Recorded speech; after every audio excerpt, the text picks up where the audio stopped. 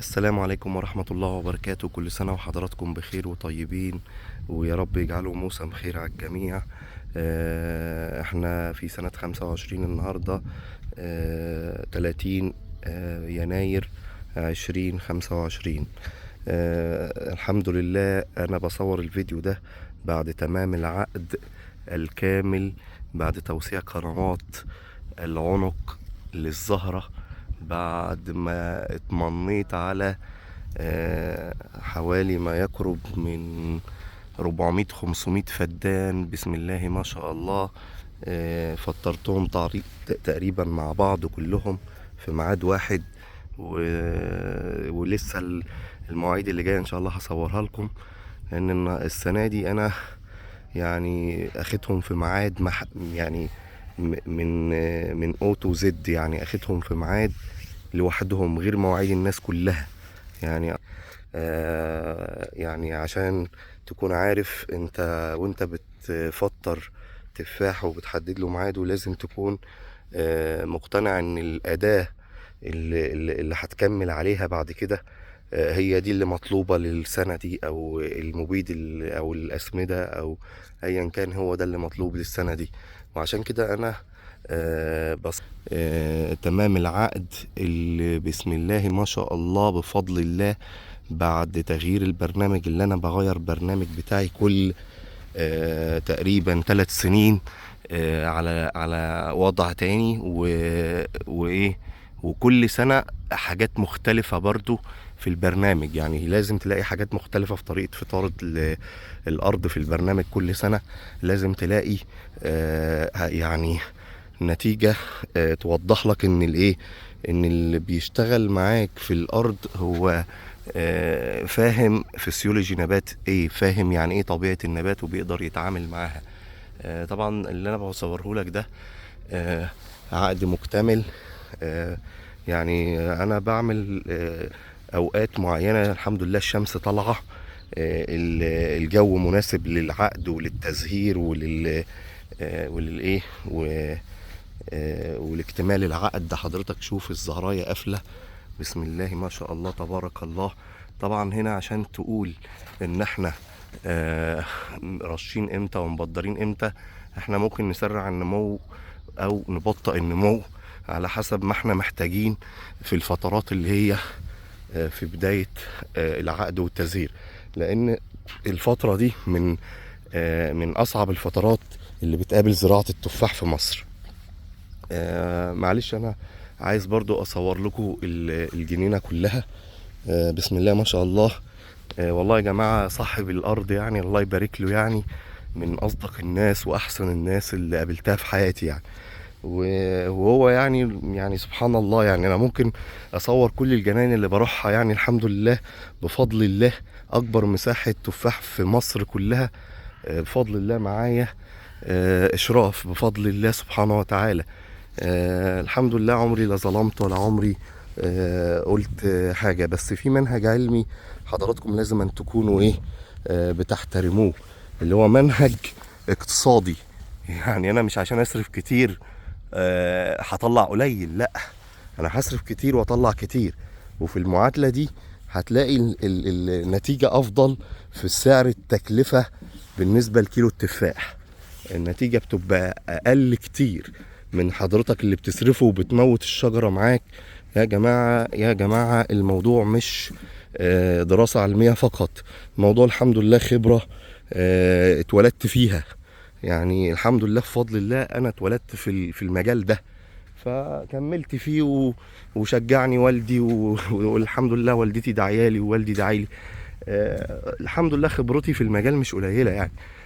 فبفضل الله يعني انا يعني كل ما اروح للاتجاه اللي فيه ايدي ده كده بياخد يعني فرق ساعات. السنة دي بقى على العقد والتزهير وعلى اللي بقولها لكم باقتناع وبأدق التفاصيل، السنة دي الوضع مختلف تماما عن أي سنة. هي من أصعب السنوات اللي بتقابل عقد وإيه وتزهير التفاح. ليه بقى؟ لأن حضرتك النهاردة حضرتك أنت في سرعة في النمو غريبة الشكل مع تغيرات المناخ. فالسرعة دي لو ما بيقابلهاش يعني تغذية منضبطة للنبات، النبات يفقد قوامه في لحظة. التفاح من الحاجات اللي ممكن تفقد قوامها في لحظات يعني. فالحمد لله بفضل الله سبحانه وتعالى بندخل النبات حوالين الشجرة من 4 اتجاهات، لا من 5 اتجاهات، لا بنحسب لهم ان هم 6 اتجاهات. 6 اتجاهات ليه؟ لانه له جذور، له 4 اتجاهات هوائية، له غلاف جوي بيحوط بيه من سقفه، من سقف النبات. ففي الحالة دي حضرتك بتعمل غلاف جوي بيحيط بالنبات بطريقة تغذية مبتكرة علميا، عملت فيها اكتر من بحث علمي بفضل الله سبحانه وتعالى. والحمد لله الحمد لله الحمد لله، كل اللي قالوا وعادوا وزادوا وقالوا عن تكلفتي عالية، انا مش هقول غير حاجة واحدة بس: الحمد لله الحمد لله. وربنا يعين كل واحد على اللي عنده، وربنا يعين كل واحد على اللي عنده. والحمد لله ده موسم هيكشف الجميع للجميع، الموسم ده تحدي هيكشف الجميع للجميع. وكل سنة وانتم طيبين، وربنا سبحانه وتعالى يعوض على الكل ويرزقه بالخير وبالصدق وبالأمانة، يرزقه بالخير وبالصدق وبالأمانة. على فكرة مش معنى ان شجرتك عيانة والشجرة اللي بصورها لك كويسة يعني معنى كده ان شجرتك ما تشتلش تفاح، لا غلط. شجرتك تشتل احسن تفاح وهي عيانة برضو. شجرتك وهي عيانة انا اقدر اخليها تطلع، يعني اخليها، بص مش عايز اقول لك يعني، هصور لك معجزات يعني. وهتشوف انت السنه دي بقى انا داخل تحدي، هصور كل الشغل وكل المزارع بفضل الله باتفاق مع افضل ناس اتعاشرت معاهم وتعاملت معاهم يعني. الحمد لله الحمد لله، فضل ربنا عليا كبير، فضل ربنا عليا كبير. الحمد لله الحمد لله الحمد لله. نموذج مثالي، عمر 18 سنة يا جماعة، عمر 18 سنة يا جماعة.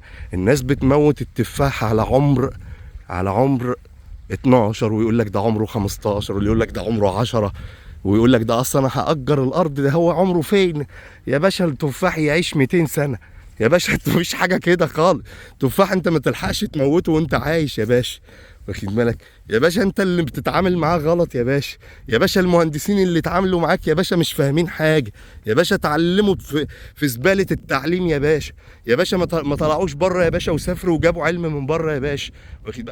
احنا ما عندناش علوم يا باشا في مصر يا باشا، ما عندناش علوم يا باشا، ما عندناش اي علوم في مصر تنفع يا باشا، واخد بالك؟ العلوم بتاعتنا وحتى الطالب بتاعنا لما بيطلع بره مصر ربنا بيكرمه وبيرزقه وبيديله خير ما بعده خير. فالحمد لله بفضل الله، بفضل الله علينا جميعا، بفضل الله علينا جميعا ان احنا نكمل بعض، مش نتحدى بعض، مش نحقد على بعض، لا نكمل بعض وكل واحد يكمل التاني يا باشا.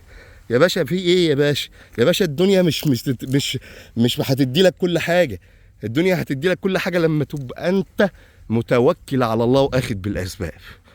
لما تبقى متوكل على الله واخد بالاسباب الدنيا بتدي لك كل حاجه. شوف كميه النحل اللي موجوده في المزرعه، تبارك الله. الفرحه للجميع، الفرحه للجميع النهارده، الفرحه للجميع. كله يفرح للنموذج المثالي، كله يفرح للاخلاق العاليه اللي الواحد بيتعامل بيها مع الناس، كله يفرح للصدق وللامانه وللتخيل اللي انت ممكن تتخيله ان انسان ممكن يبيع انسان او يضحي بعشرة عمر عشان خاطر قرشين زياده، عشان خاطر قرشين زياده يا باشا.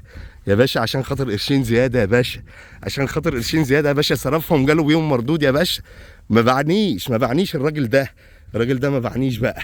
الراجل ده صادق، الراجل ده امين، الراجل ده صاحب الارض دي، الراجل ده صادق، الراجل ده امين، الراجل ده محترم. مش ده لوحده على فكره، مش ده لوحده. والحمد لله بفضل الله بقى ربنا بيعطرني وبيكشف لي الحقيقه ما بين الناس. الحمد لله بقى عندي رؤيه كده، بقى عندي رؤيه كده بقى، خلاص بقى الحمد لله عديت سن اللي هو ايه، ان انت ممكن تتخدع في انسان وتتقهر ويجي لا خلاص بقى الدنيا دي بقى ما بقتش تستاهل ان الواحد زاهدها. انا خلاص زاهد الدنيا دي وما بقتش تستاهل عندي ان انا اضحي بحياتي او بسمعتي عشان خاطرها يعني. وكل سنه وانتم طيبين. معلش انا يعني كنت منفعل شويه، بس الحمد لله بفضل الله. شوف كميه النحل وفرحته على الشجره.